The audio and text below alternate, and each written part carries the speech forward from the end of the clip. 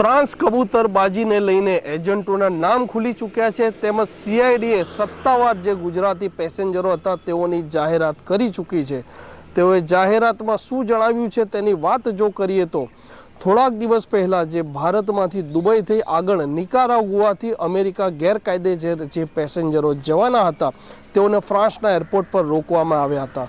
ત્યારબાદ આ મામલો વિશ્વ કક્ષાએ ચગ્યો હતો। ત્યારે જે ભારતની એજન્સીઓ હતી તે પણ સક્રિય બની હતી અને તપાસનો ધમધમાટ ચાલુ હતો। ફ્રાન્સ પોલીસને જ્યારે માનવ તસ્કરીની શંકા પડી તેઓને તપાસ્યા અને ત્યારબાદ તેઓને મુંબઈ ખાતે પરત મોકલી દેવામાં આવ્યા હતા। આજે 270 પેસેન્જર હતા તેમાંથી 66 પેસેન્જરો ગુજરાતના હતા। આથી તેઓએ સીઆઈડી જે ગુજરાત પોલીસ છે તેઓને મેલ કરી જાણ કરી હતી। ત્યારબાદ સીઆઈડી પણ સક્રિય બની હતી। સીઆઈડીએ આજે સત્તાવાર રીતે જાહેરાત કરી ચૂકી છે કે 66 ગુજરાતી પેસેન્જરો હતા અને તેઓના જે નિવેદન લીધા તેમાં 15 એજન્ટોના ઓફિશિયલી નામ ખુલ્યા છે। આજે 66 પેસેન્જરોમાંથી 55 પેસેન્જરો જે છે તેઓના નિવેદન નોંધાઈ ચૂક્યા છે। ઘણાના ઘરે જઈને નિવેદન લીધા છે, સાથે ઘણાના સીઆઈડી આવીને નિવેદન લીધા છે। હાલ જે સીઆઈડી ક્રાઇમના જે સંજય ખરાટ છે તેઓએ શું કહ્યું તે પણ આપ સાંભળો।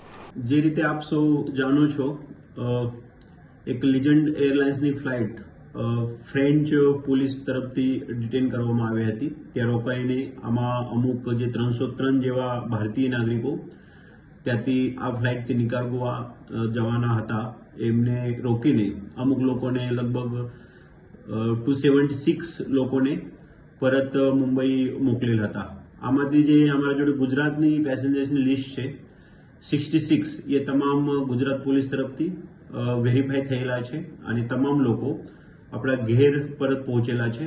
એમાં અમુક માઇનર હતા એ પણ વ્યવસ્થિત રીતે ખાસ કરીને વેરીફાઈ થયેલા છે અને એ માઇનર જે હતા એ પોતપોતાના પેરેન્ટ સાથે એ ફ્લાઇટ ઓનબોર્ડ હતા અને પરત પણ આપણા પેરેન્ટ સાથે થયેલા છે। ગુજરાત પોલીસ તરફથી હાલ જે તપાસ કરવામાં આવે છે આમાં આ લોકોને કેવી રીતે ત્યાં સુધી લઈ જવામાં આવતું હતું, આમાં કોણ કોણ એજન્ટ્સ લોકો એ કામ કરતા હતા, એના માટે કેટલા પ્રમાણમાં કેવી રીતે પૈસા લેવામાં આવતો હતો, એ લોકોની જે દુબઈના વિઝા છે અથવા આગળ જવાની જે કાગળની પ્રક્રિયા છે, ટિકિટ્સ કોણ બનાવતા હતા, એ તમામ પ્રક્રિયા બાબતે ગુજરાત પોલીસે હાલ તપાસ હાથ ધરાયેલી છે। એ તમામ લોકો મોકલવામાં ઘણા બધા મોટા પ્રમાણમાં પૈસાની જરૂરત હોય છે અને આટલું બધું પૈસાનું નેટવર્કિંગ કેવી રીતે થાય છે, એ ટિકિટ જે બનાવેલી છે કેવી રીતે બનાવેલી છે, એ તમામ બાબતે ગુજરાત પોલીસ તરફથી હાથ ધરવામાં આવેલ છે અને અમે અપેક્ષા છે કે આવનાર ટૂંક સમયમાં ગુજરાત પોલીસ આમાં જે પણ લોકો ઇન્વોલ્વ છે તે સુધી પહોંચીને આ જે કેસની એક ભેદ છે એ ઉકેલવામાં સફળતા મેળવશે। સાથે સીઆઈડી ક્રાઇમ તે પણ તપાસ કરી રહી છે કે આ જે પેસેન્જરો પાસે દુબઈ સુધીના વિઝા હતા અને દુબઈથી આગળ તેઓના પાસે કોઈ પણ પ્રકારના વિઝા નહોતા, તે આ પેસેન્જરોના પાસપોર્ટમાં શું ગોલમાલ કરવામાં આવી છે, સાથે આ એજન્ટો એ જે પેસેન્જરોની જે ટિકિટ લીધી હતી તો અહીંથી દુબઈ ને દુબઈથી આગળ જે ટિકિટ કોના મારફતે લીધી હતી, કયા ખાતામાંથી તેના પૈસા ચૂકવાયા હતા, આ એજન્ટોએ આટલું મોટું રોકાણ કર્યું તો આ રોકાણ કરવા પાછળ કોણ કોણ લોકો જોડાયેલા છે તેની પણ સીઆઈડી હાલ તપાસ કરી રહી છે। આજે 15 એજન્ટોના નામ ખુલ્યા છે અને જે પેસેન્જરો છે તે મોટા ભાગના ગાંધીનગર, મહેસાણા, બનાસકાંઠા, આણંદ અને અમદાવાદના હોવાનું કહેવાય રહ્યું છે।